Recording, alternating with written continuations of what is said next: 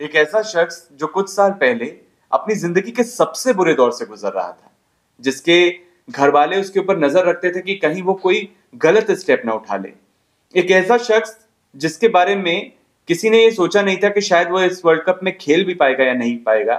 साल 2023 के world cup में वो इंसान छाया हुआ है। इस वर्ल्ड कप के सेमीफाइनल मुकाबले को, जो कि भारत और न्यूजीलैंड के बीच हुआ, इसे सेमीफाइनल नहीं कहा जा रहा, इसे शमी फाइनल कहा जा रहा है। और कहा इसलिए जा रहा है क्योंकि एक पॉइंट आपको भी याद होगा, ऐसा आ चुका था कल के मैच में, जहां पे ऐसा लगने लगा था कि ये मुकाबला भारत हार जाएगा। लेकिन फिर शमी आते हैं और शमी इस मैच का रुख पलट देते हैं। एक मैच में 7 विकेट। आपको स्पोर्ट्स जगत से ताल्लुक रखने वाले लोग, बॉलीवुड से ताल्लुक रखने वाले लोग, पॉलिटिशियंस, हर कोई इस सेमीफाइनल मुकाबले को शमी फाइनल बता रहा है। वजह यह है कि इस इंसान ने अपने आप को साबित किया है। सोचिए जरा कि वो टाइम जब हार्दिक पांड्या इंजर्ड हुए और इंजर्ड होके निकले, और किसी को यह नहीं पता था कि हार्दिक पांड्या की जगह शार्दुल ठाकुर आएंगे, मोहम्मद शमी आएंगे। मोहम्मद शमी बैठे हुए थे इस वर्ल्ड कप में, और किसी को इस बात का अंदाजा नहीं था कि हार्दिक पांड्या अगर जाते हैं तो क्या शमी आएंगे ही आएंगे।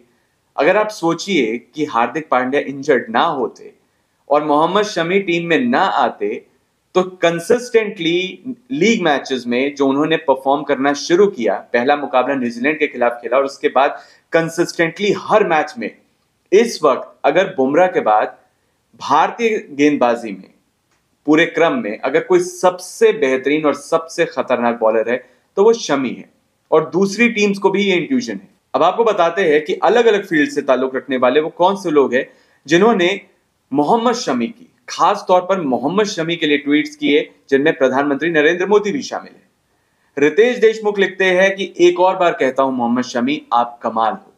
इसके बाद मोहम्मद कैफ, पूर्व भारतीय क्रिकेटर, ये लिखते हैं कि 7 wicket in a world cup semifinal, India is blessed to have such a genuine match winner. वाकई में ही ये मैच विनर है। आप सोचिए कल का जो मैच था इंडिया और न्यूजीलैंड के बीच, इस मैच में एक पॉइंट पर हर किसी को आकर ये लगने लगा था कि ये मैच इंडिया के हाथ से गया। जब डैरेल मिचेल और विलियमसन टिक चुके थे क्रीज पर, उस वक्त ये लगने लगा था कि भारत, जो लगातार लीग मैचेस में जीतता चला आ रहा है, इस मैच में न्यूजीलैंड उसे कड़ी टक्कर दे रहा है और हरा भी सकता है, ये लगने लगा था। लेकिन फिर शमी आए और फिर शमी छा गए।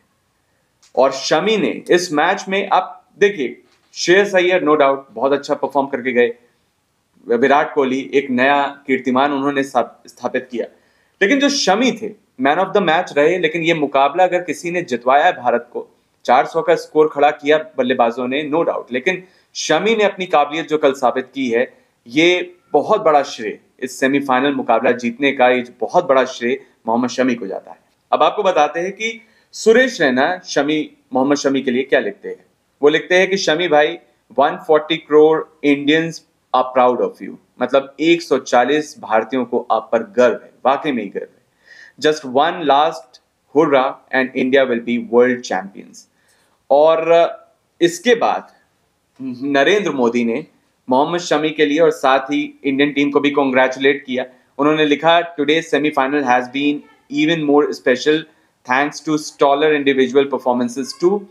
The bowling by Mohammad Shami in this game and also through the World Cup will be cherished by cricket lovers for generations to come. वास्तव में आने वाली कई पीढ़ियां इस खुशनुमा पल को, इस सेमीफाइनल को देखेगी और इसे याद करेगी। आपको एक पॉइंट ऐसा भी आया था जब इस मैच के बाद मोहम्मद शमी ने गेंद अंपायर से ले ली थी। हो सकता है कि शायद वो इस गेंद को अपने पास रखना चाहते हो और आने वाले समय में लोगों को दिखाएंगे कि वर्ल्ड कप के सेमीफाइनल मुकाबले में मैंने 7 विकेट लिए थे। ये वो खिलाड़ी है जिसने कुछ साल पहले बहुत बुरा समय देखा, एक ऐसा समय भी देखा जब फैमिली प्रॉब्लम्स थी इनके साथ, और जब टीम में वापसी करने में इनको काफी मुश्किलें आ रही थी।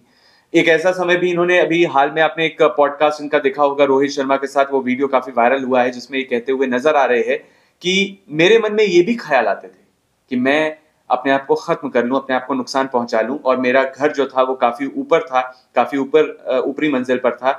वहां पर मेरे फैमिली मेंबर्स मुझ पर नजर रखते थे और ये देखते थे कि कहीं ये कोई गलत स्टेप ना उठा ले। हार्दिक पांड्या का इंजर्ड होना भारत के लिए नुकसान तो था, लेकिन उसके बाद जब शमी आए और उन्होंने अपने आप को प्रूव किया, तो भारत को वो कभी सेटबैक लगा ही नहीं होगा कि हार्दिक पांड्या का ना होना उनके लिए, भारतीय टीम के लिए एक कमी है। हालांकि कल के इंडिया और न्यूजीलैंड के मैच में ये कमी जरूर खली थी कि 5 गेंदबाज आपको दिख रहे थे और आपको छठा विकल्प नहीं दिख रहा था। हार्दिक पांड्या होते नो डाउट भारत के लिए एक बहुत अच्छा ऑप्शन बन जाता, लेकिन जो शमी मिले हैं भारत को, मेरे ख्याल से वो नलीफाई करता है भारत के इस लॉस को।